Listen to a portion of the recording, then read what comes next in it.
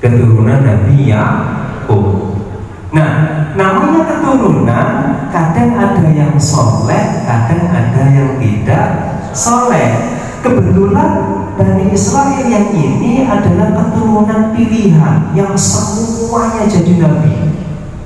Yusuf, Musa, Harun, Yunus, sampai Nabi Isa. Nah, lalu di samping Nabi Israel, Bani Israel, ada sebuah istilah yang kita biasanya menganggap mereka sebagai Bani Israel, Yahudi. Ada Bani Israel, ada Yahudi. Ini beda apa sama, Bu? Ya, ini kita berbicara tentang Bani Israel, nanti kita sama-sama ya mendoakan Palestina. Tadi sudah ada Bani Israel, ada Yahudi, ada negara Israel, ada Zionis. Jadi kan paham betul empat istilah ini? Belum paham ya? Baik, ini Bu. Siapakah Bani Israel? Bani Israel adalah siapapun keturunan Nabi Yakub bin Nabi Ishak bin Nabi Ibrahim. Seluruh keturunan Nabi Yakub ke bawah, yang seperti gambar ini, dari sini sampai ke sini, dari nomor 2 sampai nomor 14, itu bisa disebut Bani Israel. Karena apa? Keturunan darah dari Nabi Yakub bin Nabi Ishak bin Nabi Ibrahim. Lalu kemudian berarti Bani Israel itu umum, Bu. Umum. Misalkan saya punya anak turun, Bani Asrori, suatu saat nanti ya. Suatu saat, panjenengan kan biasanya punya marga, Bun ya. Oke, kan itu kan layak Bani, loh. Nah, itu dijaga, Bun, persaudaraannya. Jenengan yang bersyukur ada perhubungan silaturahim. Silaturahim hanya kepada mereka yang punya hubungan darah dengan kita. Ini adalah kelanjutan Bani Israel atau siapapun yang menganut agama Yahudi. Bunda, panjenengan ada yang sudah pernah ke makamnya Nabi Ibrahim? Belum ya? Ya Allah, mudah-mudahan ada waktu kita ditakdirkan Allah umroh, lalu bisa ziarah ke Nabi Ibrahim ya. Nabi Ibrahim itu makamnya di Hebron. Hebron itu masuk wilayah Palestina. Panjenengan kalau ke makamnya Nabi Ibrahim, jangan berharap nemu kaligrafi. Jangan berharap nemu ada tulisan Allah atau ada tulisan Muhammad. Yang jenengan temukan adalah yang jadi kuncen makam Nabi Ibrahim adalah negara negara itu. Saya kok greget nyebut namanya ya. Ya Allah, saudara-saudara kita di Palestina. Di Palestina itu pun sampai Menteri Pendidikan kemarin menyatakan tahun ajaran 2023-2024 dinonaktifkan karena siswanya syahid semuanya. Ya Allah. Jadi di Palestina itu anak SD guyonnya sudah guyon level dewa. Nanti yang syahid saya dulu apa kamu ya? Ya Allah. Anak SD itu guyonnya sudah begitu. Karena saking biasanya, makanya Bunda, ya ini kita identifikasi supaya kita tidak terjebak. Jangan-jangan kita rela dengan apa yang menimpa mereka. Makanya kami sajikan ini agar kita tidak salah paham. Yahudi adalah kelanjutan Bani Israel atau siapapun yang menganut ajaran Yudaisme. Bunda, Yahudi, kalau jenengan pernah belajar, kalau di kuliah itu ada mata kuliah perbandingan agama. Yahudi itu biasanya didudukan agama tertua, terus Nasrani, terus Islam, agama Samawi. Nah, tapi jenengan jangan berpikir Yang bikin agama Yahudi itu bukan nabinya Allah. Begitupun demikian, jangan pernah berpikir yang bikin agama Nasrani adalah Nabi Isa. Tidak benar. Islam itu sudah dibawa sejak Nabi terdahulu. Maka Nabi Ibrahim agamanya juga Islam. Walakin kana hanifan muslima, kata Allah, Ibrahim bukanlah seorang Yahudi, wala Nasraniya, juga bukan seorang Nasrani, tetapi Ibrahim adalah seorang hanif yang muslim. Agama Islam, semua Nabi Rasul Allah yang 25 itu yang wajib diketahui, yang tidak wajib diketahui ada berapa pun? Nabi Rasul yang tidak wajib diketahui ada berapa? Pindah 124.000 ya, 124.000. Jadi nggak tahu di Indonesia zaman dulu pernah ada Nabi atau tidak. Wallahu a'lam. Pun jadi Yahudi. Jadi misalkan begini pun, ada orang bukan keturunan Nabi Yakub, bukan Bani Israel, atau yang termawon, amin-amin, kalau ada orang Indonesia ikut aliran Yahudi atau Yudaisme, dia bisa disebut dengan Yahudi. Tapi untungnya di Indonesia itu tidak dilindungi undang-undang. Berikutnya ada negara Israel. Negara Israel adalah siapapun yang berkebangsaan Israel. Misalkan ada orang Indonesia kuliah di sana. Saya kemarin ketemu orang mahasiswa, dia itu kuliah politik di Tel Aviv di Israel. Kaget saya. Waktu di sebuah majelis, dia masih muda pun, paling seusia S1, semester 3 atau 5 mungkin. Lalu kita berbincang, ternyata dia baru saja pulang dari Israel. Saya kaget loh, Mas, jenengan dari Israel apa kerja di kedutaan? Bukan, saya kuliah. Kuliah di mana? Ya di Tel Aviv. Ambil apa? Ilmu politik. Bahasa pengantarnya pakai apa? Inggris, Pak. Kebetulan akhirnya kita ngobrol banyak.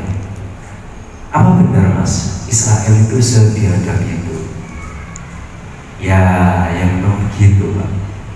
Jadi Israel itu, mohon maaf Bunda, ini mohon maaf ya, kalau kita menyaksikan video itu, mereka sebegitu biadabnya membunuh anak-anak, membunuh perempuan, menyerang sipil, itu karena di keyakinan mereka ada ayat yang berbunyi selain bangsa Israel tidak lebih dari binatang. Gitu ya? Iya, Pak. Jadi mereka itu sangat rasis. Kalau bukan bangsa Israel, mereka nggak akan bisa punya kasihan, Pak. Makanya kok sepeda itu diseret, anak-anak dibantai. Loh, kok kenapa bisa begitu? Kok kenapa sih bangsa Israel itu bisa sekumaluhur itu gitu loh. Kalau Qur'an ta'ayun umatnya baginda Rasul kan tawadhu. Tapi kalau Israel kenapa kok sekumaluhur begitu? Kalau bukan Bani Israel, kalau bukan beragama Yahudi, ya levelnya samalah dengan yang bukan manusia. Itu kan jahat tuh. Itu berangkat dari sini tuh penyebabnya. Kenapa sih bangsa Israel besar kepalanya? Mereka merasa bahwa yang Maha Kuasa berpihak kepada mereka. Buktinya apa? Buktinya adalah 1, 2, 3, 4, 5, 6, 7, 8 14 Nabi Rasul diangkat dari bangsa mereka. Gara-gara ini mereka itu besar kepala turun-temurun. Kita adalah bangsa terbaik. Yang Maha Kuasa selalu mengutus utusan Rasul dari bangsa kita. Kita adalah bangsa dengan darah biru ningrat. Ini penyebabnya, Bu.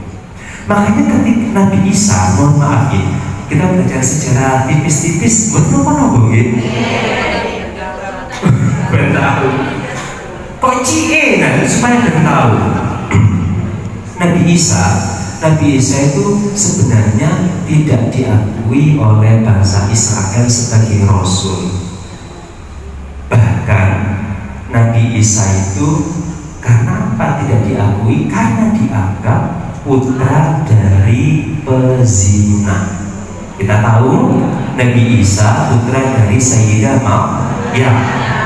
Nah, dulu Nasrani dan Yahudi itu nggak akur. Nah gini ya, gara-gara ini loh, mereka merasa bangsa yang hebat, bangsa yang diistimewakan oleh roh mereka merasa itu tadi kumo luhur. Ini pelajaran pun, sekaya raya apapun panjenengan, setinggi apapun jabatan sosial panjenengan, tolong jangan pernah kumo luhur, jangan pernah merasa paling tinggi. Jadi ini penyebabnya ini. Lihat deh, nabi-nabi itu selalu dari bangsa kita. Makanya bun, gara-gara ini juga Yahudi Madinah zaman Nabi gak mau iman sama baginda Muhammad. Kenapa? Gengsi bun. Gengsinya apa? Bangsa Arab itu bangsa bodoh, kita bangsa maju, kita bangsa ningrat. Kok ada nabi dari sana itu gak keliru tak yang maha kuasa. Gara-gara ini Yahudi Madinah di zaman Nabi itu gak mau iman dan dengan Nabi Muhammad. Ketika debat kalah, mereka bikin berita bohong. Oh, Muhammad itu keturunan Ibrahim dari ibu pelakor. Nah, bikin hoax begitu. Iya bun. Makanya bun, kalau orang Nasrani masuk Islam banyak bun, banyak. Yang juara itu dari Yahudi mu'alaf jadi Islam, itu yang jarang. Karena apa? Ini loh, dendam kesumat turun-temurun. Leluhur mereka zaman Nabi nggak mengakui Nabi karena bangsa Arab bangsa bodoh, terbelakang. Yang kedua, bikin hoax Muhammad itu keturunannya Ibrahim dari nyonya pelakor. Coba, ya Allah jualan bunyi. Makanya gara-gara inilah apa yang kita saksikan, mereka begitu tidak manusiawi. Nah, ini yang keempat. Ada Bani Israel, ada Yahudi, ada negara Israel, ada Zionis. Bunda, Israel itu dulu nggak punya rumah loh. Ya Palestina itu dicaplok titik, lama-lama yang tadinya negara Palestina jadi negara Israel. Palestina kayak pemidik yang Masjidil Aqsa dengan Gaza saubri dong. Iku model pisan. Jenengan berharap Palestina merdeka. Mohon maaf ya, kadang-kadang ada konten kurang ajar di medsos itu. Pengen Palestina merdeka tapi takut kiamat. Itu konten kurang ajar. Konten kurang ajar. Hati-hati ya bun ya. Jadi merdekanya Palestina apakah berhubungan dengan kiamat? Dari zaman Nabi Muhammad itu kiamat sudah dekat pun. Karena ada konten kurang ajar, pengen Palestina merdeka tapi gak siap kiamat. Tolong kalau ada konten seperti itu gak usah diberi reaksi.